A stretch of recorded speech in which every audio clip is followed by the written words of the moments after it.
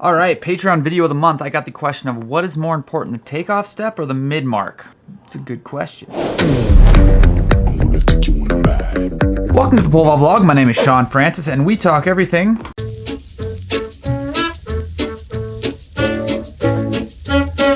Now, the takeoff step shows you where the athlete took off from, usually 8 to 15 feet, and there's a line there, and it's where most people check their step. Now, the mid-mark is another mark that's like right in the middle of the run. It's usually like 3 to 4 lefts out. Now, the takeoff step and the mid-mark are just tools for consistency to see how the vaulter is running. So here's how I use them.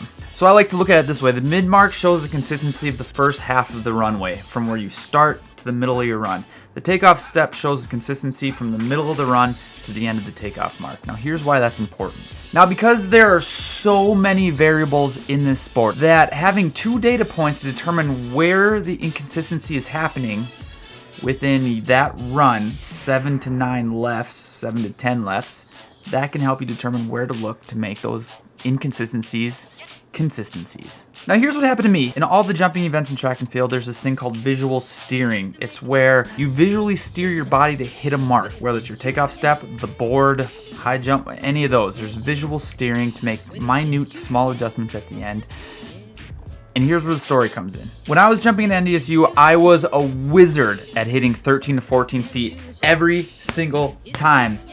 Always hit it. But some of my jumps didn't work, and we didn't know why. You're like, hey, you hit your takeoff step, but must just been one of those jumps. Now, it wasn't until I started training with Steve and Caroline White down at the University of Minnesota where we started using mid-marks. Now, what we found was that my mid-mark was jumping all over the place. There was no consistency in my mid-mark, but I was hitting that takeoff step every single time. So that showed major inconsistencies at the backside of my run. So that's what we focused on, and that's what I got to working on. So to correct that, I needed one more mark to hit every single time because I started with a skip. So that was my problem. So if I want to keep starting with a skip, I had to make sure when I skipped, I hit this mark every time. And so as soon as we added a third mark at the back of the runway, I was able to have a very consistent run. I took up every single jump then from then on out because my run was consistent.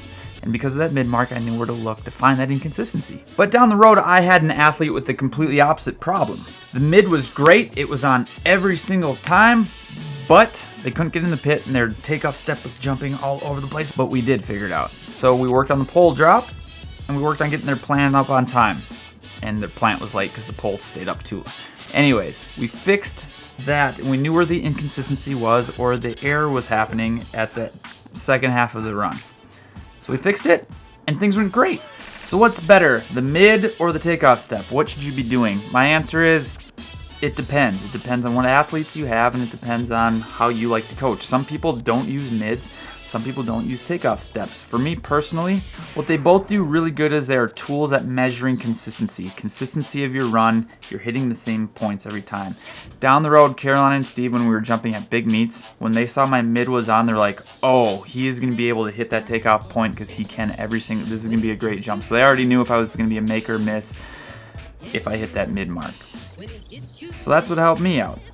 But other people, mid marks really freak them out and nothing works.